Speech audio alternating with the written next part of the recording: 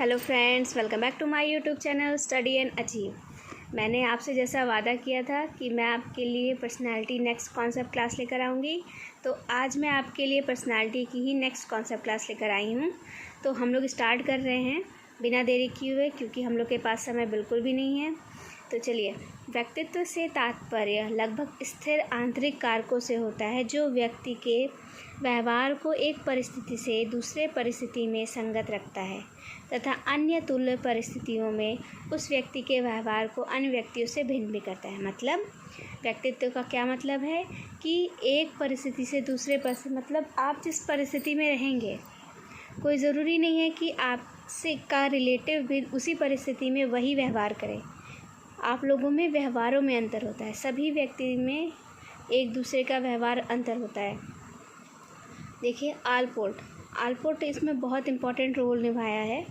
Allport ने व्यक्तित्व की एक व्यापक एवं महत्वपूर्ण परिभाषा दिया है और कहा है कि व्यक्तित्व व्यक्तियों के भीतर उन मनोदैहिक तंत्रों मतलब साइकोफिजिकल सिस्टम का एक गत्यात्मक संगठन है जो वातावरण के प्रति व्यक्ति के अनूठे समायोजन को निर्धारित करता है, मतलब यूनिक एडजस्टमेंट को निर्धारित करता है। मतलब व्यक्तियों के भीतर ऐसा मनोदैहिक तंत्र है, साइकोफिजिकल सिस्टम है, जिसकी डायनामिक ऑर्गेनाइजेशन जो है वो वातावरण के प्रति व्यक्ति के समायोजन को निर्धारित करता है। गत्यात्मक संगठन से तात्पर्य वैसे संगठन से होता है जिसमें मनोशारीरिक या मनोदैहिक तंत्र के भिन्न भिन्न तत्व जैसे सील, गुण, आदत आदि एक दूसरे के इस तरह संबंधित होकर संगठित होते हैं कि उन्हें एक दूसरे से पूर्णतः अलग नहीं किया जा सकता। या इसको दूसरे शब्दों में ये कहिए कि यदि किसी व्यक्ति के शील गुणों के संगठन में इस ढंग का परिवर्तन आ जाता है कि उसका व्यवहार विसंग हो जाए तो उसके फलस्वरूप वह असामान्य व्यवहार अधिक करने लग सकता है। इसे ही गत्यात्मक संगठन की श्रेणी में रखते हैं। अब यहाँ देखिए, व्यक्तित्व के अध्ययन के लिए दो सामान्य उपागम का प्रतिपादन किया गया है। दो अप्रोचेस का प्रतिपादन किया है। कौन कौन से? भावमूलक उपागम मतलब आइडियोग्राफिक अप्रोच तथा नियमावेशी उपागम नोमोथेटिक अप्रोच। भावमूलक उपागम में किसी एक व्यक्ति का विस्तृत विश्लेषण करके तथा उन विमाओं से जो उस व्यक्ति को समझने के लिए आवश्यक होता है उसका विश्लेषण करके व्यक्तित्व को समझने की कोशिश की जाती है। इस उपागम में विशिष्ट व्यक्तियों के अनोखेपन या अपूर्णता के अध्ययन पर बल डाला जाता है। इस उपागम में प्रमुख समर्थक कौन थे? आलपोर्ट थे। नियमावेशी उपागम में अध्ययन किए जाने में सभी व्यक्तियों की तुलना व्यक्तित्व के चुने गए खास विमाओं पर की जाती है। प्रत्येक विमा उन सभी व्यक्तियों द्वारा प्राप्त माध्यों की तुलना आपस में करके किसी निश्चित निष्कर्ष पर पहुंचने की कोशिश करते हैं।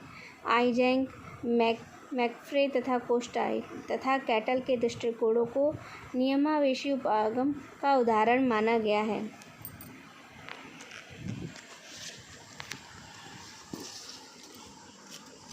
देखिए, ब्लॉक 1993 के अनुसार व्यक्तित्व का अध्ययन करने के लिए मनोवैज्ञानिकों द्वारा 4 तरह के आंकड़ों को इकट्ठा किया जाता है। क्या क्या किया जाता है? लाइफ रिकॉर्ड डाटा, जीवन अभिलेख आंकड़ा। इसमें वैसे आंकड़े या सूचनाओं को रखा जाता है जो व्यक्ति के जीवन के बीते घटनाओं या उसके ब्लॉक के अनुसार व्यक्तित्व का अध्ययन करने के लिए मनोवैज्ञानिकों द्वारा 4 तरह के आंकड़ों को इकट्ठा किया जाता है। कौन कौन से आंकड़े? Life record data, observe data, self report data और टेस्ट डाटा। देख लीजिए उसको। जीवन अभिलेख आंकड़ा, इसमें वैसे आंकड़े या सूचनाओं को रखा जाता है जो व्यक्ति के जीवन के बीते घटनाओं या उसके जीवन इतिहास से प्राप्त होता है। मतलब जो भी आपकी हिस्ट्री है, आपकी जो हिस्ट्री है उसे प्राप्त करते हैं, डाटा कलेक्शन करते हैं। प्रेक्षण आंकड़ा मतलब ऑब्जर्व डाटा। इस तरह के आंकड़े उन सूचनाओं से प्राप्त होते हैं जिन्हें व्यक्ति के व्यवहारों का प्रेक्षण कुछ विशेष परिस्थितियों जैसे माता पिता, शिक्षक एवं दोस्त आदि द्वारा प्राप्त करके किया जाता है। कैटल इस तरह के प्रेक्षण आंकड़ा को एल आंकड़ा का भी अंश माना गया है। मतलब आपके बिहेवियर को आपके पेरेंट्स, आपके टीचर्स, फ्रेंड्स, इन सभी से पूछकर वो ऑब्ज़र्व किया जाता है कि उन्होंने क्या ऑब्ज़र्व किया है, आपके बिहेवियर किस परिस्थिति में आप कैसा व्यवहार करते हैं। थर्ड है आत्म रिपोर्ट डाटा, मतलब सेल्फ रिपोर्ट डाटा। इस तरह के आंकड़े के तहत उन सूचनाओं को रखा जाता है जिसमें वे स्वयं अपने बारे में बतलाते हैं। सामान्यतः ऐसे आंकड़े किसी प्रश्नावली के प्रति अनुक्रियाओं के रूप में होते हैं। ऐसी परिस्थिति में व्यक्ति स्वयं एक प्रेक्षक की भूमिका में होता है और संगत रेटिंग स्वयं करता है। मतलब इसमें सेल्फ रिपोर्ट अपने ही बारे में अपने से करना, तो उसमें क्या किया जाता है, एक क्वेश्चन टाइप दे दिया जाता है और जो व्यक्ति है वो खुद उस पर रिस्पॉन्स करता है और ख़ुद को ही रेटिंग देता है। फिर है टेस्ट डाटा। टी आंकड़े में व्यक्ति के बारे में उन सूचनाओं को रखा जाता है जो प्रयोगात्मक विधियों या मानकीकृत परीक्षणों से प्राप्त होते हैं। किसी व्यक्ति का मानकीकृत विधि परीक्षण का निष्पादन टी आंकड़ा के द्वारा होता है। आपने पोस्ट ग्रेजुएशन में ये टी आंकड़ा पढ़ा होगा, ठीक है। सबसे पहला प्रकार सिद्धांत, जिसका प्रतिपादन थियोफ्रेस्टर द्वारा किया गया है, जो एक वनस्पतिज्ञ एवं अरस्तु के छात्र थे। अलेक्जेंडर के समय थियोफ्रेस्टर ने एथेंस के वैसे लोगों को वर्गीकृत किया जो जनता के लिए लोकप्रिय हो चुके थे। इसके बाद सबसे पहला वैज्ञानिक प्रकार सिद्धांत हिप्पोक्रेटस द्वारा 400 ईस्वी पूर्व में प्रस्तावित किया गया। उन्होंने शरीर द्रव्यों के आधार पर व्यक्ति के 4 प्रकार बताए। मतलब इन्होंने क्या बताया, शरीर द्रव्यों के फ्लूइड जो है उसके अकॉर्डिंग बताएं कि हमारे शरीर में 4 फ्लूइड हैं, 4 ह्यूमर्स हैं, ठीक है। कौन कौन से हैं, पीला पित्त मतलब yellow bile, black bile blood, और पैलिगम मतलब कफ या श्लेष्मा। इसके आधार पे उन्होंने डिफाइन किया व्यक्तियों को। कैसे क्या देखते हैं, प्रत्येक व्यक्ति इन चारों द्रव्यों में से एक द्रव्य अधिक प्रधान, मतलब चारों होते हैं, इन चारों में एक प्रधान होता है और उसी से व्यक्ति का स्वभाव या चित्त प्रवृत्ति निर्धारित होती है। जिस व्यक्ति में पीले पित्त की प्रधानता होती है उस व्यक्ति का चित्त प्रकृति या स्वभाव चिड़चिड़ा होता है। व्यक्ति प्रायः बेचैन होता है। ऐसे व्यक्ति तुनुक मिजाजी मतलब हॉट ब्लडेड होते हैं, मतलब हर बात पे गुस्सा और लड़ने लगते हैं, उसको होता है। इस तरह के प्रकार को हिप्पोक्रेटस ने गुस्सैल कहा है। जब व्यक्ति में काले पित्त की प्रधानता अधिक होती है तो वह प्रायः उदास या मंद, डिप्रेस होते हैं और विषाद या निराशावादी से घिरे हुए होते हैं। जिस व्यक्ति में अन्य द्रव्यों की अपेक्षा रक्त मीन्स ब्लड की प्रधानता होती है वह प्रसन्न तथा खुशमिजाज होते हैं। इस तरह के व्यक्तित्व के प्रकार को उत्साही या आशावादी भी कहा गया है। जिस व्यक्ति में कफ या श्लेष्मा जैसे द्रव्यों की प्रधानता होती है वह शांत स्वभाव का होता है। इसमें निष्क्रियता अधिक पाई जाती है। इसमें भावशीलता के गुण भी पाए जाते हैं। इस तरह के व्यक्तित्व के प्रकार को विरक्त कहा जाता है। शारीरिक गुणों के आधार पर व्यक्तित्व के प्रकारों का उल्लेख रोस्टन, वायोला, क्रेस्चर, शेल्डन द्वारा किया गया है। आपको मेन पढ़ना है क्रेस्चर और शेल्डन, यही दोनों मेन इम्पॉर्टेंट है। क्रेस्चर 1926 ने एक अन्य व्यक्तित्व प्रकार के सिद्धांत का विकास किया जो द्वितीय विश्व युद्ध के पहले काफ़ी लोकप्रिय था। उन्होंने व्यक्तित्व के 4 प्रकार बतलाए। कौन कौन से बताए, स्थूलकाय प्रकार, कृशकाय प्रकार, पुष्टकाय प्रकार और विशालकाय प्रकार। तो हम देखते हैं पहले स्थूलकाय। ऐसे व्यक्तियों का कद छोटा होता है तथा शरीर भारी और गोलकाय होता है।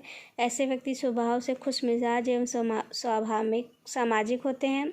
इस तरह के स्वभाव को क्रेस्चर ने साइक्लोइड की संज्ञा दी है। कृशकाय प्रकार, इस तरह के व्यक्तियों का कद लंबा परंतु दुबले पतले आकार के होते हैं। इनमें शरीर की मांसपेशियां विकसित कम होती हैं। ऐसे लोगों का स्वभाव चिड़चिड़ा होता है। वह सामाजिक उत्तरदायित्व को दूर रखने की प्रवृत्ति अधिक होती है। इस चित्त प्रवृत्ति या स्वभाव को क्या कहते हैं, सिजोआइड कहा जाता है। पुष्टकाय प्रकार, इस प्रकार के व्यक्ति के शरीर की मांसपेशियां काफ़ी विकसित होती हैं एवं गठी हुई होती हैं। शारीरिक कद ना तो अधिक लंबा होता है ना अधिक छोटा होता है। इनका पूरा शरीर सुडौल और संतुलित दिखता है। ऐसे व्यक्तियों की सामाजिक प्रतिष्ठा अधिक होती है। फिर आ जाइए विशालकाय शरीर। इस श्रेणी में उन व्यक्तियों को रखा जाता है जिनके ऊपर के तीनों प्रकार में किसी भी एक प्रकार का स्पष्ट गुण नहीं मिलता। व्यक्ति इन तीनों प्रकार का मिला जुला हुआ होता है। ठीक है, ये 4। अब शेल्डन ने क्या किया? शेल्डन ने शरीर गठन के आधार पर सिद्धांत, इन्होंने भी शरीर गठन के आधार पर ही फिजिकली ही देखकर बताया है, प्रकार बताए हैं, लेकिन उन्होंने कितने बताए? 3 बताए हैं। कौन कौन से? एंडोमॉर्फी। इस प्रकार के व्यक्ति मोटे एवं नाटे होते हैं, इनका शरीर गोलाकार होता है। शेल्डन के या क्रैमशर के स्थूल काय प्रकार से मिलता जुलता है। यह व्यक्ति स्वभाव में आराम पसंद, खुशमिजाज, सामाजिक तथा खाने पीने की चीज़ों में अधिक अभिरुचि दिखलाने वाले होते हैं। ऐसे स्वभाव को शेल्डन ने भिसरोटोनिया कहा है। देखिए क वाला जो चित्र है वो कौन सा है? एंडोमॉर्फी। अब आ जाइए मेसोमॉर्फी। इस प्रकार के व्यक्ति के शरीर की हड्डियां एवं मांसपेशियां काफ़ी विकसित होती हैं तथा शारीरिक गठन काफ़ी सुडौल होता है। ऐसे व्यक्ति के स्वभाव को सोमैटोटोनिया कहा जाता है, जिसमें जोखिम तथा बहादुरी का कार्य करने की तीव्र प्रवृत्ति, दृढ़ कथन, आक्रामकता आदि का गुण पाया जाता है। एक्टोमॉर्फी। इस प्रकार के व्यक्ति का कद लंबा होता है, परंतु ऐसे व्यक्ति दुबले पतले होते हैं। इस शरीर की मांसपेशियां अविकसित होती हैं, इनका पूरा गठन इकहरा होता है और ये इनको क्या कहा जाता है? सेरिबोटोनिया। ऐसे व्यक्ति एकांत प्रिय, संकोचशील तथा लजालू प्रकृति के होते हैं। कुछ मनोवैज्ञानिकों ने व्यक्तित्व का आधार शारीरिक गुण न बतलाकर मनोवैज्ञानिक विशेषताओं को बतलाया है।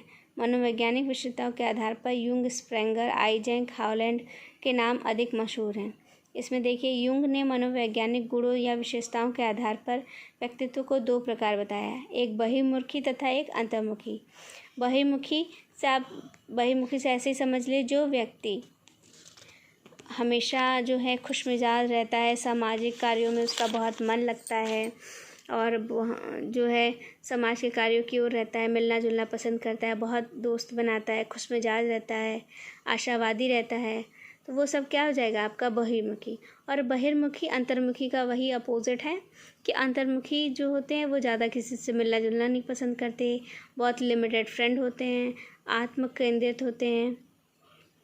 और कुछ लोगों का मत है कि उभयमुखी भी होता है, जो इन दोनों की मिली जुली सरकार होती है, जो इन दोनों का मिला जुला जो रूप है वो क्या हो गया? उभयमुखी। अब स्प्रेंगर ने अपने प्रसिद्ध पुस्तक टाइप्स ऑफ मैन, अब देखिए ये जानना ज़रूरी नहीं है कि कितने प्रकार दिए हैं, क्योंकि ये इतना इम्पोर्टेंट नहीं है। ये जान जाइए कि टाइप्स ऑफ मैन ये किसने लिखा था? स्प्रेंगर ने लिखा था। चल ओके, ठीक है फ्रेंड्स, आज के लिए बस इतना ही करते हैं। नेक्स्ट वीडियो में इसका और भी मैं एक्सप्लेन कर दूँगी, उसके बाद इससे रिलेटेड क्वेश्चन आंसर ले आऊँगी और मैं आपको 11 अगस्त के बाद आपका मैं मॉक टेस्ट लूँगी, मैं बता दूँगी किस दिन रहेगा, तो आप लोग वेट करिए। और अगर अभी तक आपने सब्सक्राइब नहीं किया है तो प्लीज़ इसको सब्सक्राइब कर दीजिए।